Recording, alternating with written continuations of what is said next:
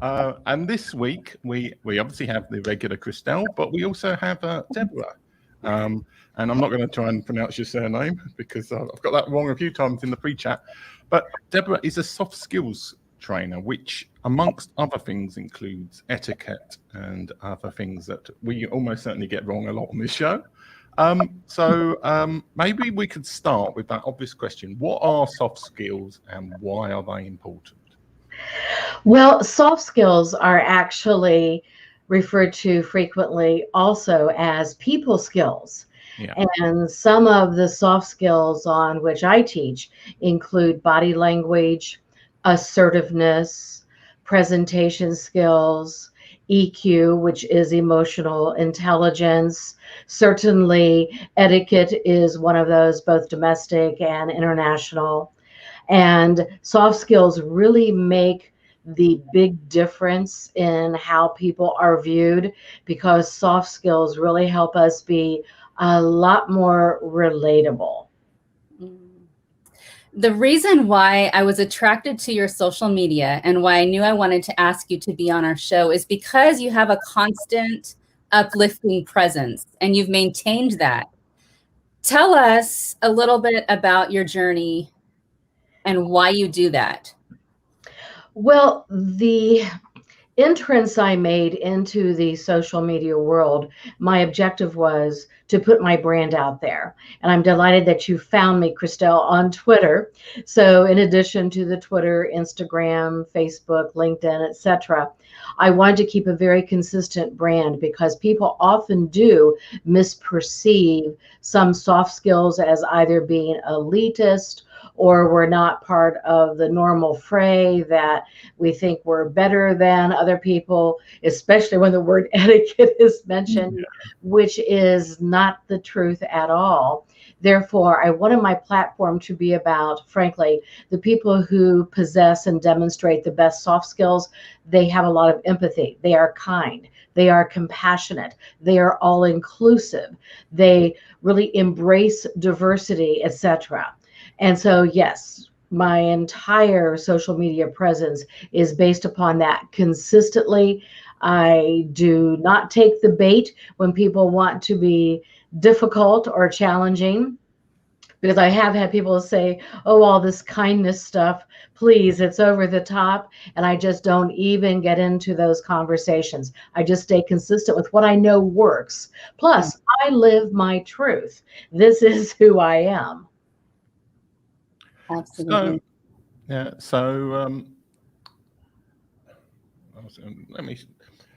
So what have you seen go wrong most commonly in companies and organizations that either the company as a whole, but people within an organization, if they don't have good soft skills, what are the issues that companies and organizations face? I mean, what is it that I know we all say, like, be kind and be nice, and intuitively we know that it's a good thing, but obviously there is an issue. There is a reason why companies and organizations pay you to do your job. So what are the things that you're fighting against being a soft skills trainer? Well, typically what happens, and I find this sad but true, a lot of companies bring me in after there is a problem. They've lost a big contract. They've been sued. They have some issues with the teams not working well together. Therefore, their revenue perhaps has taken a hit. And I have recommended from the beginning when I launched my company, be ahead of the game. Yeah. Definitely put yourself out there so you are prepared for this. And that way it's part of your culture. So when you hire people, they automatically know we're expecting this kind of behavior and how well you treat each other. You don't have to like each other, but you definitely need to demonstrate respect and be open-minded and be part of the culture that we want to be known for and by. So yes, there has been some resistance, but it's due to the fact that I will walk in to do a classroom environment session, for instance, and pre-COVID, and I can tell people are there because they've been dragged there kicking and screaming. not because they actually are lifelong learners or that they chose this as part of their learning plan, which that means I have to spend a good portion of the program convincing them that it's worth their time to listen to me. Yeah. You've worked with some really big brands. I was looking over your website. I mean, I saw Coca-Cola, I think, Harvard University. Tell us about workshops and trainings you do for not only the big brands, but the smaller brands, and why it's relevant to both. Well, thank you. And as a matter of fact, I'm quite proud to say that I have never advertised. Every single client that I have has come through a referral. So someone said something about me to someone else, and that's how Coca-Cola became a client. That's how Wynn Las Vegas became a client, and Bellagio and Caesars and Harvard and Ohio State University and ADP and on and on. It was because someone said her programs really work. And that's how, frankly, everything did take off.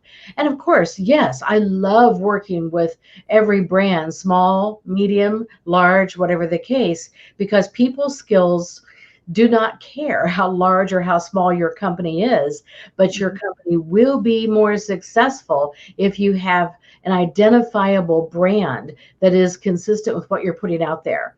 And it really does begin with, how do your people feel about where they're working? I have a backup question to this, a follow-up question. How did you get into this, Deborah? By accident, because I had hit the proverbial glass ceiling as a woman. And I had gone as far as I could with a major Fortune 500 company. And I had reached that glass ceiling, couldn't knock it out of the way. And so I decided, companies are not spending money or haven't even thought about investing in their people other than typical technical training. So technical training has always been where they provide the revenue, the budget. But as far as training their people on people skills, a lot of companies to this day assume when they hire someone that they're hiring people with a high level of people skills, which then they find out, oh, they're very qualified. Academically, they're superior. However, they don't know how to talk to people. They don't know how to play nice. They don't know the difference between assertive and aggressive. And so I decided to take a chance, and I did that 30 years ago and have never looked back. Okay. So, I mean, the biggest, well, maybe not the biggest if you're Coca-Cola, but one of the most important things I've seen is you worked with the Atlanta Olympics in 1996. How does the international element make a difference in terms of people skills? I mean, how much do you have to understand other cultures to be able to sort of cross that bridge? I mean, I know that somebody from Serbia, say, is going to have a very different set of attitudes to somebody from Japan, for example. How do you deal with that international element, and how do you learn those cultural differences? Well, for me, I was emphasizing from the launch of my company that when it comes to mores, when it comes to etiquette, communication differences, business strategies, that is just not one size that fits all. Yeah. And if people really want to be successful, they have to do their homework. Who is their audience? And I found that there was so much ethnocentricity here in the United States, and unfortunately it remains here, that the attitude has always been, well, we're Americans, everyone loves us. And I was saying many years ago, oh, no, everyone does not love us. And I started an interview process, and I would ask people from around the globe, when you think of an American, what's the first word that comes to mind?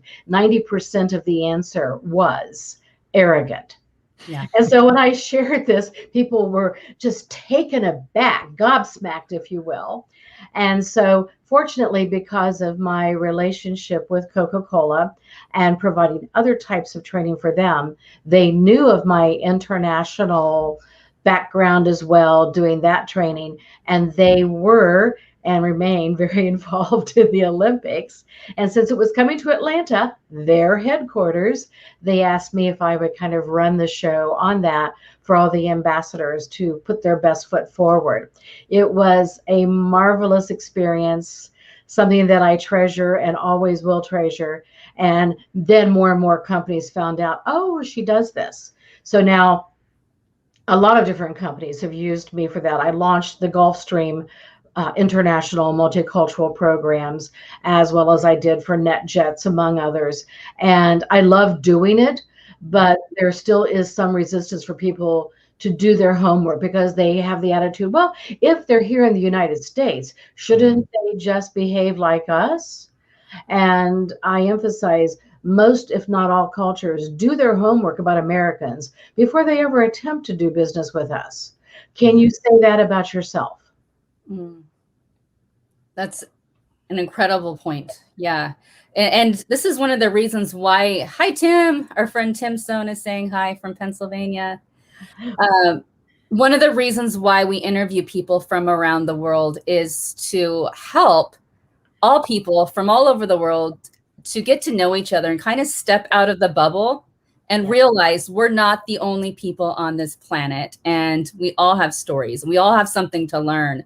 And so bringing a voice like yours on here and other voices to teach us, and so we can listen and learn for a change and realize we're not the only ones, you know. And that's a big thing for Americans, like you said. It's somehow we've gotten the message that we are the biggest, we're the most important. Right. We are the ones that matter the most. And so how do you shake people out of that? I mean, what are you teaching in your classes that kind of remind them that, you know, it's not just about us?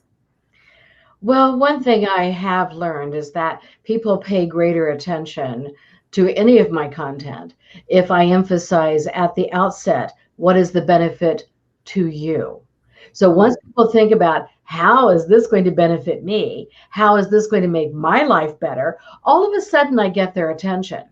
And so typically I start with, do you want to shorten your sales process? Do you want to have greater success? Do you want to have more doors open to you? Do you want to be more marketable within your own company, etc.? So I get their ear based upon, oh, well, if I do that, then that's going to help me. Then they pay attention. It isn't just due to altruistic behaviors that people automatically want to do these things, sadly. Yeah. What proportion, this is going to be a little bit of a meta question, but what proportion of people do you feel don't have good soft skills because they just don't know? And what proportion of people just don't have good soft skills because they almost go against it? They're deliberately being rebellious, so to speak. Well, I do feel that once people understand the authenticity behind this, then they are less resistant or less problematic. I frankly don't have people, once I start chatting in my workshops and they realize I'm as human as they are. I make mistakes. I am far from perfect. I am still learning. I have a heartbeat. It means I'm still learning.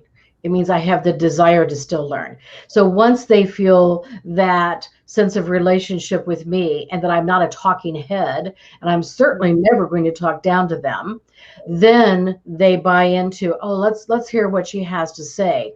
People who already have a higher emotional quotient, EQ, they are far more receptive. And emotional intelligence for many is relatively new. It certainly is not a new topic, but many people now are realizing, oh, I need to bump this up, because emotional intelligence, EQ, is something that can be learned more and more and more as we grow. It's a non-ending process. And people who push away from that and who don't care about being empathetic or compassionate, and that's a very clear sign that you're talking with someone who's a narcissist. Those people, and as I stress, never worry about changing anyone else's behavior, because you can't do it. It is an inside job. People have to make that decision for themselves. But you can model the best behavior that people will want to follow. Deborah, I noticed that you teach workshops on mindfulness, and this is somewhat of a hot topic here in the States. I don't know if it's there in the UK, Tim, but even my son went to a school where mindfulness was put into practice and it was a priority. So I'd love to hear about your mindfulness practices, both in your own life and how you're teaching it to your clients. My practicing mindfulness program, and I actually transitioned a lot of my clients to webinars in this past 18 months. And webinars are something I've been doing for many, many, many years. But a lot of people, it was a whole new process of going from a live in-person training to webinars. And the practicing mindfulness has been one of my very popular open to the public webinars. How it started is a journey. I came down with breast cancer and going through all of my cancer treatments, talking to my doctor. I really became even more involved in learning about the brain, the power of the brain, and how it impacts everything from healing and surviving, etc. My doctor, my oncologist, said to me, Deborah, you're going to have a much better chance at surviving cancer. He said, because of your optimism. You're very mindful. And so he was talking to me about that, and I thought, oh, wow. And for a while, I didn't share my cancer journey. I kept it somewhat private. And then I thought, I'm learning so much. I have to share this. And so that's how I launched both the Practicing Mindfulness program, as well as I have one titled Color Me Happy, because the stats on being happy, happiness is now showing up in our DNA.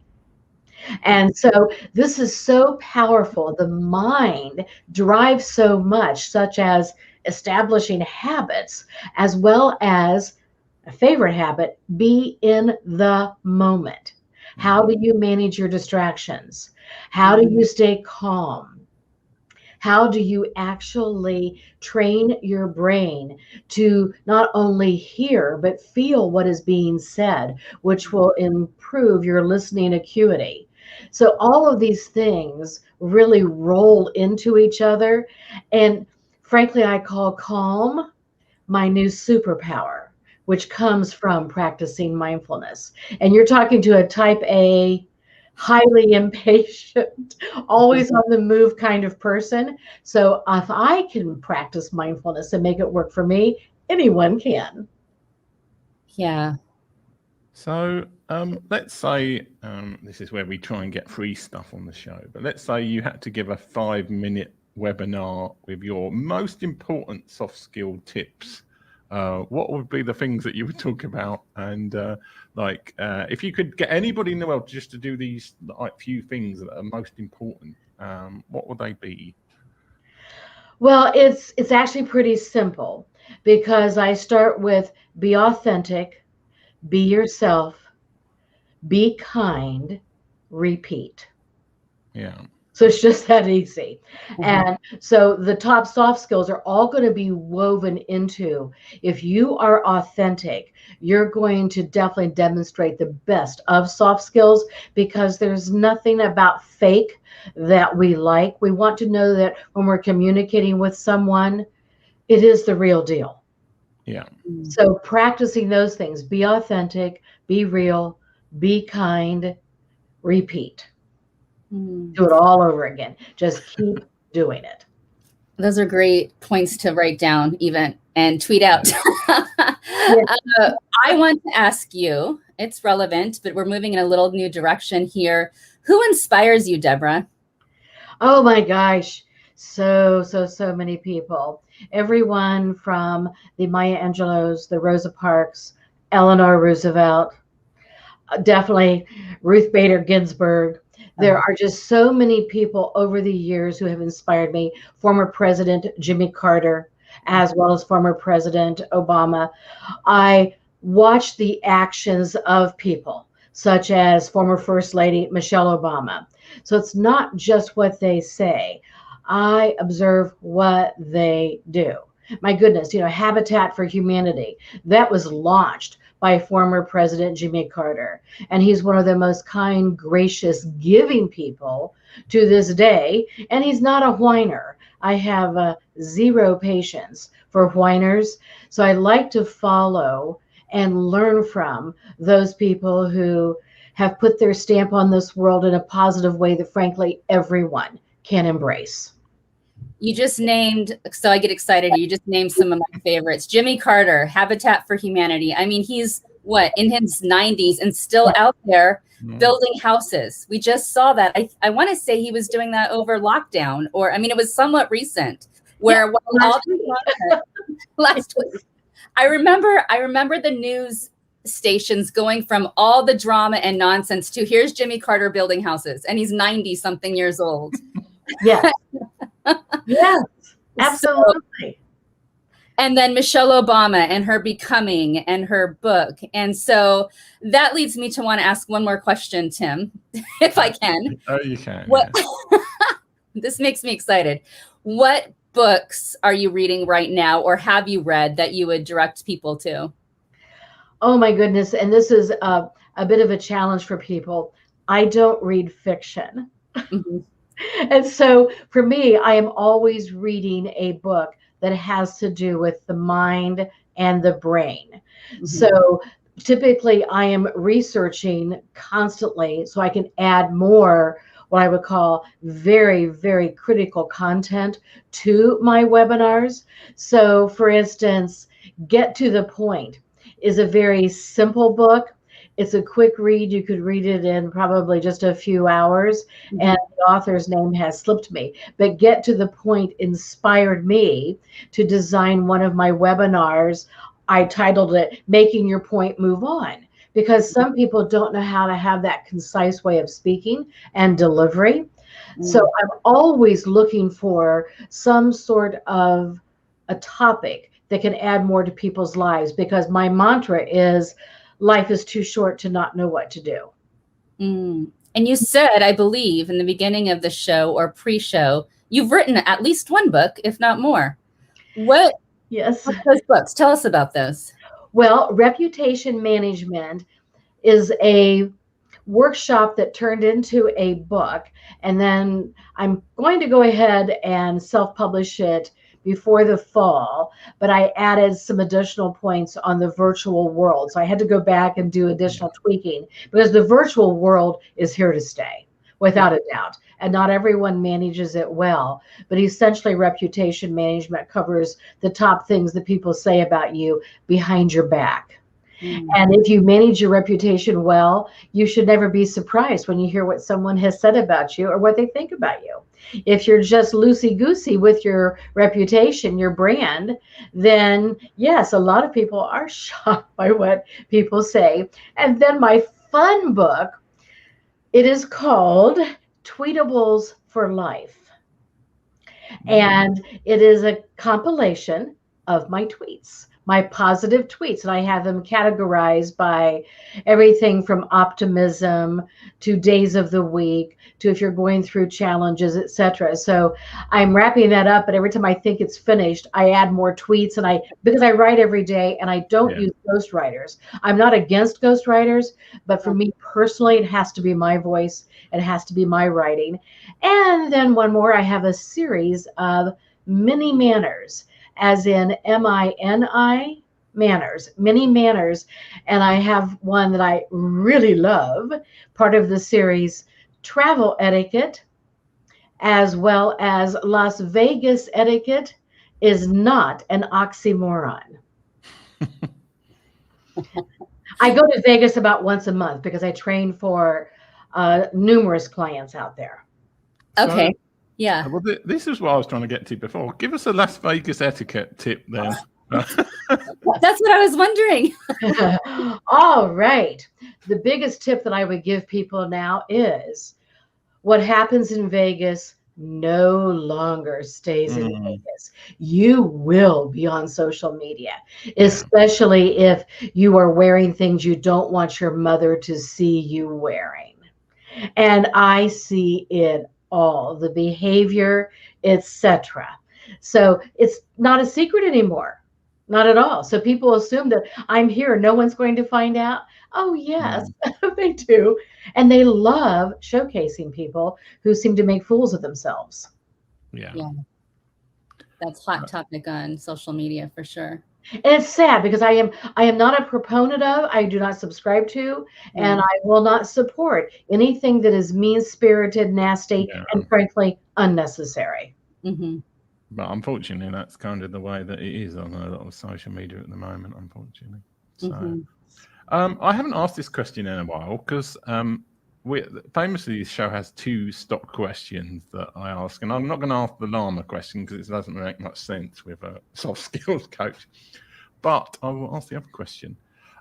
If you had to describe yourself using 3 animals, what 3 animals would you pick? Well, I would start with the elephant because the elephant is strong, definitely strong, but it is not intimidating. So elephant is my very first animal that I always select. In fact, I have a behavioral quiz as to what is a person's favorite animal because it does say so much about them. The second one would be a lion because one of my programs is titled Grow Your Backbone, which is all about knowing how to assert yourself and stand up for yourself. So can you roar? Can you absolutely roar and showcase the best of who you are? And then my third animal would be the polar bear. The polar bear, compared to the grizzly bear, the polar bear is very strong and can be intimidating, but it looks good while it's doing it. Absolutely. I use humor. Deborah, this has been really fun. As you know, I've been following you for quite some time and enjoying your tweets and seeing you in different group posts that people like to highlight because of your uplifting and positive messages. Where can our friends find you online? Well, my handle, so-called, is DTN, my initials, DTN Etiquette. And that's how I can be found on Instagram as well as Twitter. And then Facebook and LinkedIn, I go by my name, Deborah Thomas-Nininger. And so I'm easily found there. And also I do have a DTN Productions, which is my company name. That is also where I am on both LinkedIn and Facebook. So I have 2 pages there as well. So I'm pretty easily found. One last question, Deborah. Leave us with a positive message to sign off with. My positive message is this: you never know by your behavior, your words, your actions, your kindness. You never know who's watching, who's observing, and who you are now motivating to do better. Thank you, Deborah. That's a great message to end the show, I feel. Thank you. My pleasure. Thanks to everybody who watched, and we will talk to you guys next week.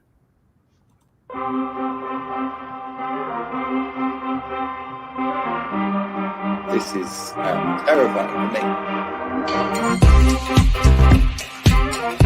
I've made more money in the last 3 years than I did in the previous 7. Just cliche shit, you know.